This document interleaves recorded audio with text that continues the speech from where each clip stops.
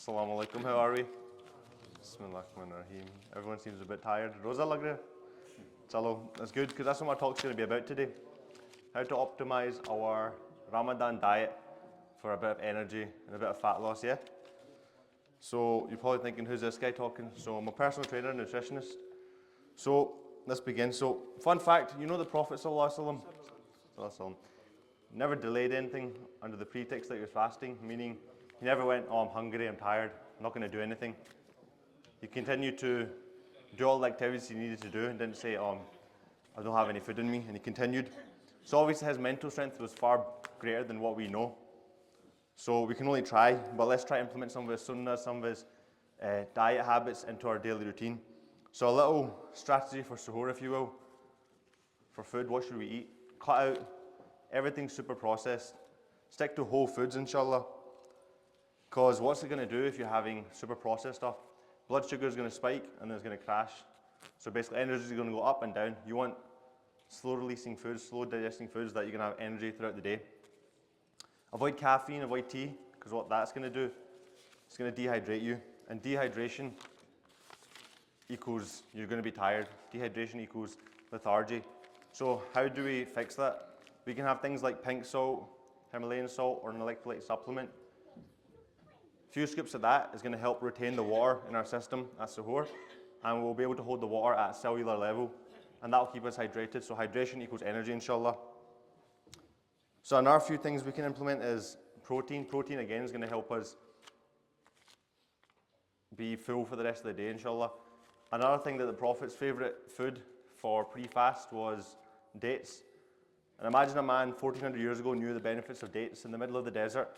SubhanAllah, now science is telling us it's got loads of vitamins and minerals, but the main thing is fibre. And what fibre is going to do is it's going to keep you fuller for longer, but not only that, it's going to help with your bowel movement. It's not going to keep you bloated. It's going to reduce constipation. And bloating and constipation equals lethargy, and you're going to be tired again. So that's some of the impacts of dates, inshallah. The Prophet used to drink camel milk as well, sunnah food in it. So we can also incorporate some milk, because you can't really get camel's milk at like your Asda or your Babaji's shop in it. So protein during suhoor will be good. Milk, Greek yogurt, eggs, things like that.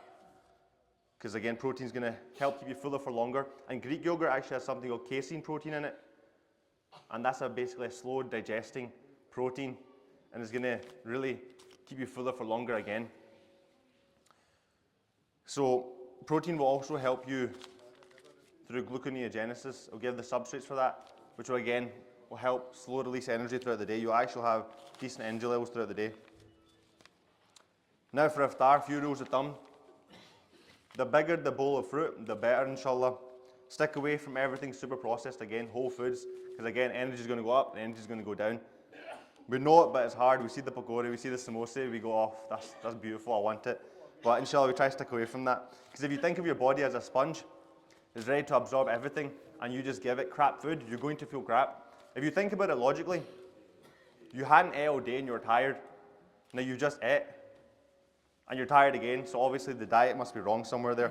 So a few rules of thumb. Stick to the plate rule. So 40 to 50% of our plate should be salads, greens, vegetables, things like that. 25 to 30% should be protein, meat, and another 25 to 30% carbs, rice, etc. Because again, super processed food, insulin's going to go up, energy's going to go up, and just going to crash. That's how you're going to feel tired at Tarawih. So what I've often found is Pakistanis are very protein deficient. So we just stick to our roti, biryani, rice, salad, and that kind of thing. And what that's going to do is not going to suppress our hunger. We're still going to be hungry. That's why you still want to eat more after roti salad, like a biscuit and chai, biscuit and tea, and then some other munch, do you know what I'm saying? So protein will really suppress your hunger, control your hunger, so you're not going to feel hungry, inshallah. Because what the constant lack of protein is going to do is you're going to feel more hungry, eat more, and that's how you overeat, and that's how you put on excess fat. So, and then when you're constantly overeating, that's when you fill your stomach. And the Prophet ﷺ said in a hadith, the son of Adam does not fill any vessel worse than his stomach. It is sufficient for the son of Adam to eat a few mouthfuls and keep his spine straight. But if he must fill it, a third of food, a third of drink, and a third of air. This advice alone will help you stop overeating and reduce that excess fat, inshallah. So looking at the Prophet ﷺ's life, he was a very active man who took part in many different sports, running, wrestling, swimming, things we should incorporate. And even in his daily life, you see he's very active. He used to walk place to place. We can easily assume he used to hit over 10,000 steps a day. Now, if we look at our phones nowadays, if you pull out your Samsung Health or your Apple Health, you'll see you barely do 2 to 3K steps. So inshallah, we should try implement some of the sunnahs from the Prophet, inshallah, because the human body has not been designed to sit from place to place. Because nowadays we're very underactive and we overeat, versus back then they used to be overactive and they used to undereat. Does that make sense? And all this underactivity and overeating is what's going to cause the excess fat to build up. And we don't want to put on excess fat. And in Islam, it literally says, your body is an amana from Allah. Let's look after our body, inshallah. Amana means trust. So Allah has lent us this body to look after it.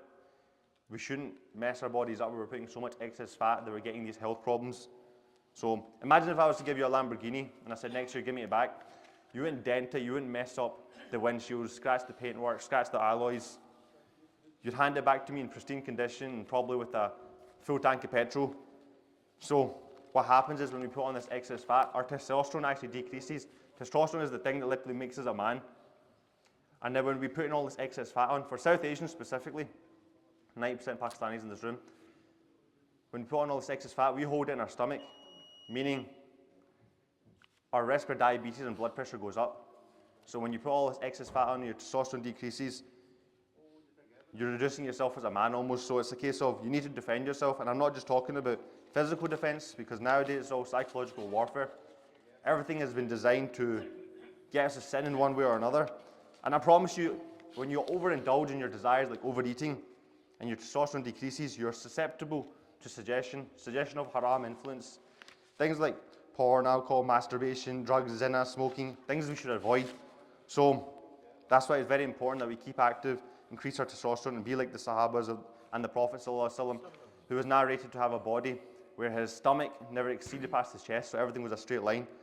And these are men who could stand up for anything and stand for anything. So I'll leave you with one last story. Umar radiallahu anhu once saw a man with a fat body, and he said to the man, "What is this?" The man said, "This is a gift from Allah."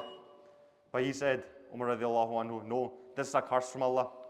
So thank you very much for listening. And if anyone's serious about losing fat and building muscle, I run an online body transformation company specifically for Muslim men. How to incorporate roti, sullen, iftar dinners, dawats, that kind of thing. How to eat that and still lose body fat and build muscle. Doesn't matter if you go gym or don't go gym. Doesn't matter what age you are. It's all online, so all you need is a phone. Jazakallah khair. I'll be at the end of the hall after Jumma if you want to have a chat. Jazakallah khair.